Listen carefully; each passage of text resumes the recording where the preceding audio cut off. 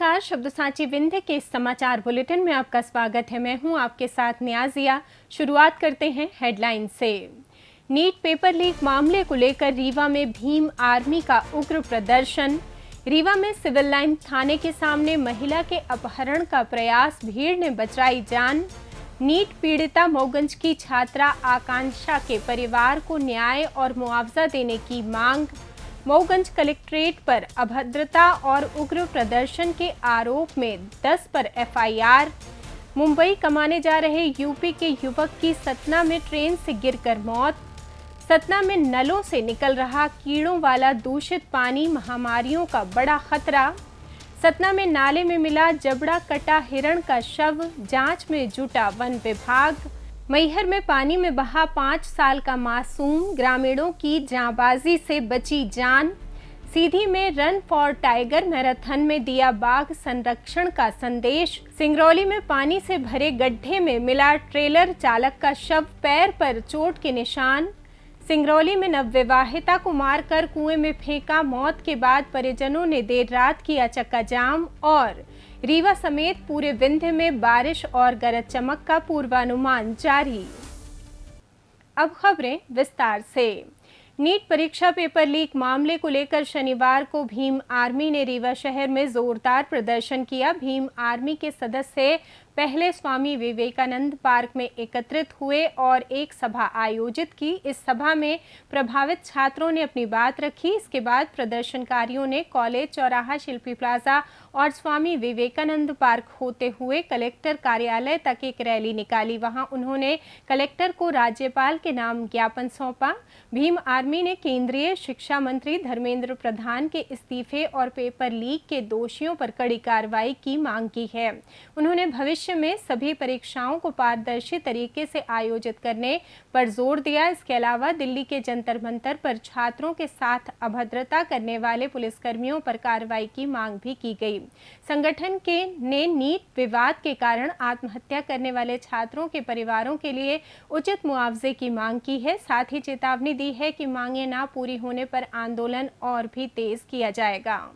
जितनी परीक्षाएं हो रही हैं उनका चेक करने का कोई भी सिस्टम नहीं है। आपने देखा है हमारे मध्य प्रदेश में पटवारी की परीक्षा हुई और उस अभ्यर्थी से भोपाल की राजधानी नहीं मालूम और वो टॉप कर रहा है। 184 में 100% अंक ला रहा है। ऐसा कोई अभ्यर्थी आपने कभी देखा है कि 100 में 100 नंबर ला ले, 100% नंबर लाए? तो इसका और जब जांच की बात हुई तो पूरी तरह से क्लीन चिट मिल गया। इसका मतलब क्या है कि सरकार के पास कोई बैलेंस नहीं है। जितनी परीक्षाएं हो रही हैं उन सब में घोटाले चल रहे हैं, भ्रष्टाचार चल रहा है। तो उन सब जिम्मेदार व्यक्तियों का हमको इस्तीफा चाहिए।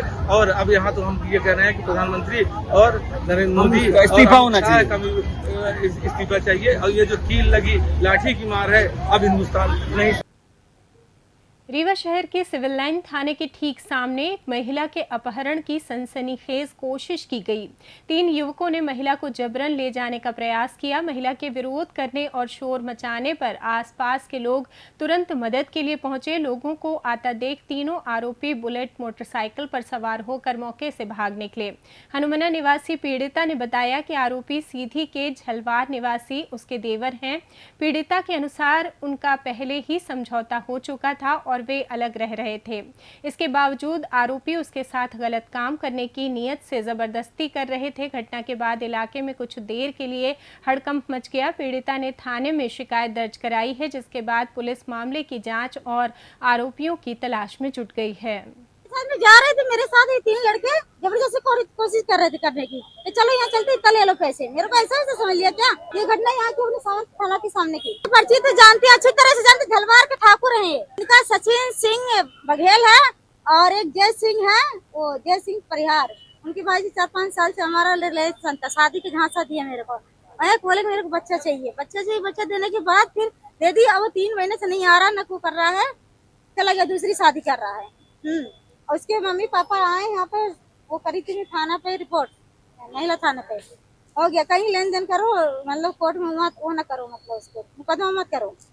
नीट पेपर लीक मामले में मऊगंज की छात्रा आकांक्षा चतुर्वेदी के परिवार को न्याय दिलाने की मांग तेज हो गई है। मैहर से रीवा आए छात्रों ने स्थानीय प्रशासन को ज्ञापन सौंपकर पीड़ित परिवार के लिए इंसाफ की गुहार लगाई है। बता दें कि परीक्षा निरस्त होने के बाद हताशा में आकर आकांक्षा ने आत्महत्या कर ली थी। उसके माता पिता कर्ज लेकर बेटी को डॉक्टर बनाना चाहते थे। परीक्षा रद्द होने से टूटकर उसने एक भावुक पत्र लिखा और ये कदम उठा लिया। इस दुखद घटना के बाद कांग्रेस नेता राहुल गांधी ने आकांक्षा के माता पिता से फोन पर बात की थी। उन्होंने परिवार को आर्थिक सहायता दी और न्याय दिलाने का भरोसा भी दिलाया। छात्रों ने पेपर लीक के दोषियों पर कड़ी कार्रवाई की मांग की है। साथ ही पीड़ित परिवारों को उचित मुआवजा देने की अपील की है ताकि भविष्य में ऐसी दुखद घटनाएं दोबारा ना हों।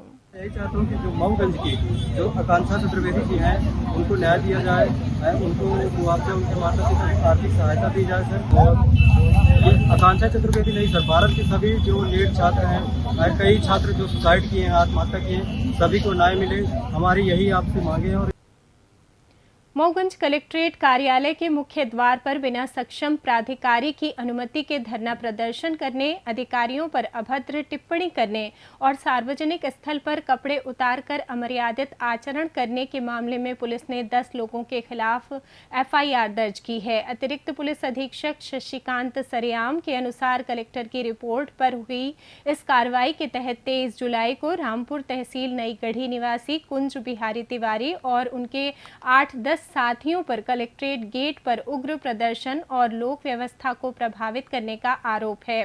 मऊगंज पुलिस ने कुंज बिहारी तिवारी और उनके साथियों के खिलाफ मामला दर्ज कर जांच शुरू कर दी है, जिसके तहत घटना के वीडियो फुटेज व अन्य सबूत खंगाले जा रहे हैं। वहीं पुलिस ने आमजन से कानून व्यवस्था का पालन करते हुए तय कानूनी दायरे और मर्यादा के भीतर ही शांतिपूर्ण प्रदर्शन करने की अपील की है।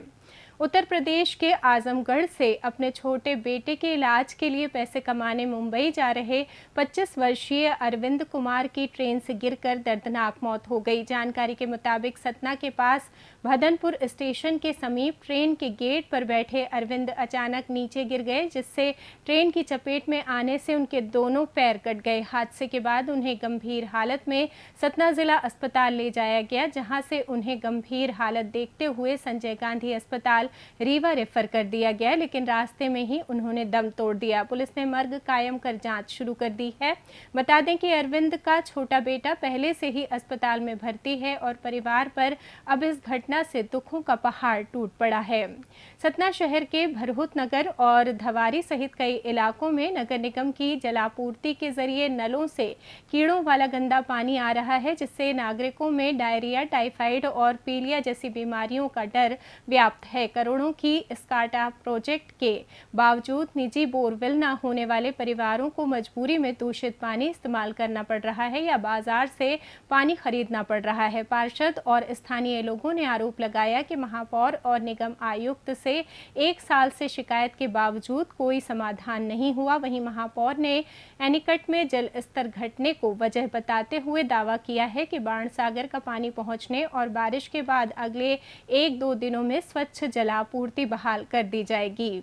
सतना जिले के नागौद ब्लॉक अंतर्गत आमा गांव में शनिवार दोपहर पंचायत भवन के पीछे भरे पानी में एक हिरण का शव मिलने से हड़कंप मच गया। मृत हिरण का जबड़ा गायब होने के कारण स्थानीय लोगों में शिकार की आशंका जताई जा रही है। घटना की सूचना मिलते ही वन विभाग की टीम ने मौके पर पहुंचकर शव को कब्जे में लिया। प्राथमिक अनुमान के अनुसार हिरण पास के भाजी खेड़ा जंगल से भटक कर गाँव में आ गया होगा, जहाँ आवारा कुत्तों के झुंड के हमले से घायल होकर उसकी मौत हो गई। हालांकि जबड़ा गायब होने और मौत के सही कारणों का खुलासा पोस्टमार्टम रिपोर्ट आने के बाद ही हो सकेगा। फिलहाल वन अमले ने मामला दर्ज कर जांच शुरू कर दी है।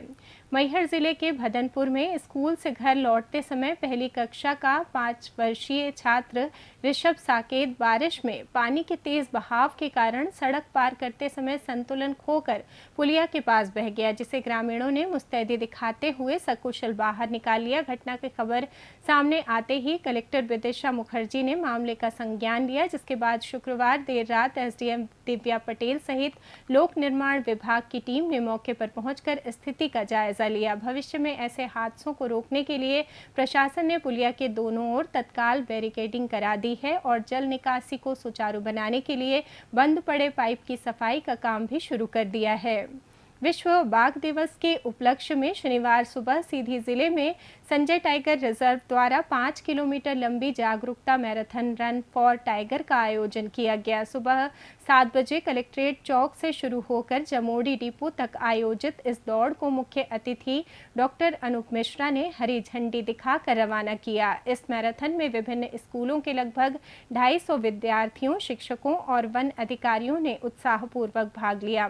कार्यक्रम में उत्कृष्ट प्रदर्शन करने वाले छात्र छात्राओं को मेडल, प्रमाण पत्र और पुरस्कार देकर सम्मानित किया गया। इस दौरान डीएफओ राजेश कन्नाटी ने बाघों को वन पारिस्थितिकी तंत्र का मुख्य आधार बताते हुए कहा कि 24 से 29 जुलाई तक बाघ संरक्षण को लेकर विभिन्न जागरूकता गतिविधियां चलाई जा रही हैं। आयोजन के दौरान डीएफओ समेत मानसेवी जिला वन्य प्राणी अभिरक्षक डॉक्टर कैलाश तिवारी और वन विभाग के अन्य अधिकारी प्रमुख रूप से मौजूद रहे।